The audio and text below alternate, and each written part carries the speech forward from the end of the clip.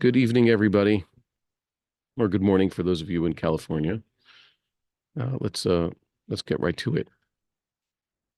You know how a few weeks ago I was discussing that the case of how many times Moshe Rabbeinu was up on Mount Sinai, 40 days, and then another 40 days, another 40 days.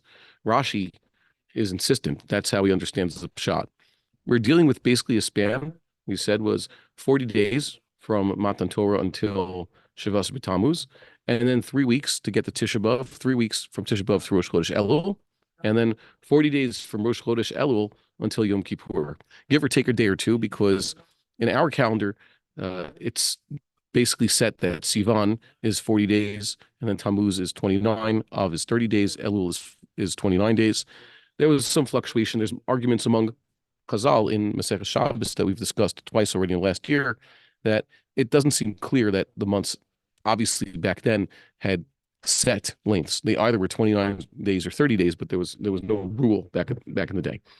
So we also saw that Rashi and Ramban have an argument on what day did Moshe Rabbeinu actually mete out justice to the perpetrators. Was the 17th of Tammuz when he first came back, or the 18th of Tammuz? How to exactly count 40 days? Okay, but either way, it works out that's 40 days, 42 days, 40 days. 3 weeks plus 3 weeks is 42. That basically allows for Rashi's Shita, Moses on the mount 40 days, 1 day break, back on the mount for 40 days, 1 day break, back on the mount for 40 days. And we saw that there are other Mefarshim, especially among the Tanaim, who say that Moshe Rabbeinu was only up on the mount twice. And the middle 42 days, or the middle 40 days, he was in the camp. And that's when he moved his tent, which he called tent of meeting. He moved it beyond the camp because God was unhappy with the Israelites at the time. So that's a major machlokas. It's among the Rishonim. The Rosh, for example, there's a great Rosh you should see around this time of year. Where's this Rosh? It's at the very end of Maseches Rosh Hashanah. There he basically reviews a few of the major Tosafoses, if you could call it that. What's a Tosafos? The long Tosafos is the good ones about Tikiyah Shofar, because it's kind of, I guess, very not finished the way the Talmud discusses the practical way to sound the shofar, how many times during the Shemona Esrei, Chazar Sashatz, everything like that. It's quite unclear. But that Tosafos, it brings all the opinions, starting with the Gaonim and other Rishonim, and then Rabbeinu Tam. Basically, it mentions what's known as the Rif's opinion, the Shulchan Aruch's opinion. That's a major Tosafos there. And the Rosh elaborates on that. Those last rushes on Rosh Hashanah are not necessarily on the sugya. It's more like information about Minhagim and what we do come Rosh Hashanah time, Elul time, etc. That's a lot of major Minhagim are first mentioned there. And that's also the basis for the tours discussion there. Okay? And one of the things that the Rush mentions, that Minhag, which was already around in the times of the Rush, the Minhag was that people start saying Slichos with Elul, right? 40 days of Slichos starting with Elul. That's the old Minhag. The oldest Minhag is Aser Simei Tshuva.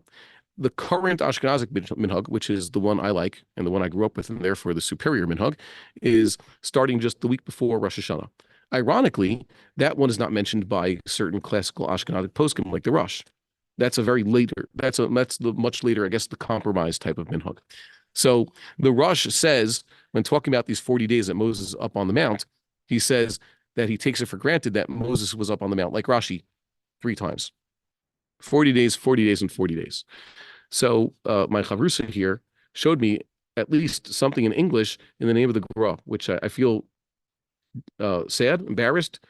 Perhaps I just never got around to seeing this in the writings of the Gra, because there's no one official encyclopedia of the Gra, even though Rav Tzuriel has a book, Otzros HaGra. He doesn't have every single thing that the Gra said. And a lot of different things are written by a lot of different authors. So we can be forgiven for not knowing exactly every single thing the Gra ever said. But this is an important one. And it mentions that the Gra took a compromised position, which answers all the kashas. Rashi and Ramban point out that there's all sorts of verses indicating that Moshe Rabbeinu was actually on the mount a middle time. Okay, the last time we agree, the first time we agree, it's that middle time that we disagree. Yet others say, so what are you going to do with that whole business with Moshe Rabbeinu moving his tent out of the camp? No, it says during the meantime, he moved his tent out of the camp, and that's where he held court, so to speak, instead of right in the middle of the camp where he used to encamp most of the time. So what do? So the Gra says that during those middle 40 days, Moshe Rabbeinu was on the mount every morning for Shachris. He went to daven and supplicate to God every single day, but he only did it for part of the day, and every day he came back home. Obviously, Moshe Rabbeinu didn't go back home entirely. He was technically separated from his wife, as is well known, right? But he came home and was acting, I guess, as close to human as Moshe Rabbeinu could be. And that still explains why he was able to keep his tent beyond the camp, because that's what it describes. He made his home outside the camp, and that's where people who wanted to seek God, that is, learn some Torah or get some instruction, they went there. And that's why also it doesn't explicitly say regarding those middle 40 days, as Rashi claims happened, it doesn't say regarding them, Moshe Rabbeinu refrained from eating and drinking all that time. The first time and the last time, the agreed upon times, it says Moshe Rabbeinu didn't eat and drink. But in this middle time, if it does exist, the diuk would be that Moshe Rabbeinu was eating and drinking. Yes, because he was only going up to the mount in the morning, but the rest of the time, Moshe Rabbeinu, even though he was able to accomplish this feat twice, maybe three times, the rest of his life, he did eat and drink like a human being. And the Gra also explains why this Moshe Rabbeinu was given the Hagbala command a second time. What's the Hagbala? Wigbalta tahar saviv lemor. Yishamaru lachem. Negoa alot bahar ungoa bikotsehu. Moshe Rabbeinu, before the revelation at Sinai, was told to command the people. They are not to go near the mountain. There's actually a border. Okay, you can go up to here, and there's a Canaan. We're allowed even farther. Aaron was allowed even farther. Yoshua was allowed the farthest. Nadav and Avihu had their limit of where they could approach. But this was, well, hold on. Send it in the chat, but don't interrupt me in a sentence, okay?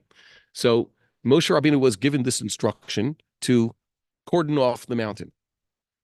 And it says that at a certain point, they were allowed back on the mountain.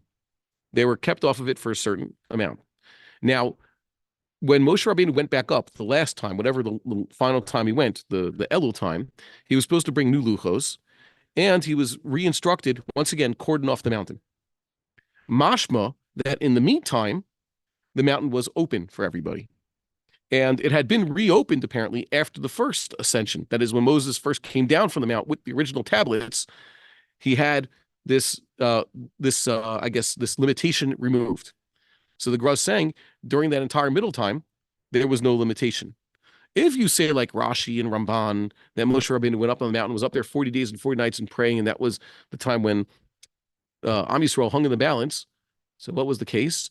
You would have expected that the Hagbalah, this cordoning off the mountain, would have persisted through that middle 40 times and not have to be reinstituted the last time. It was just a straight 122-day limitation. But because during the middle time, Moshe Rabbeinu was going up on the mountain, it wasn't holy, so to speak. It wasn't the place for God's revelation like the first time and the last time. And Moshe Rabbeinu wasn't going to be acting like an angel. He was going to be eating and drinking and going back down. There was no reason for God to institute the Hagbalah, that is, keeping everybody off the mountain. Okay, good. So, like most things the Vilna Gaon has ever taught us, he's 100% correct, and he answers all the kashas, and it's consistent with everything we know, and it also makes shalom between all the different opinions. One of the things that the Gra couldn't do was ignore the fact that we have the Tanaim say that they take it for granted that Moshe Rabbeinu, unlike Rashi, was on the mount 40 days and 40 nights only twice, and did the whole thing then. Okay, good. So that's a wonderful thing.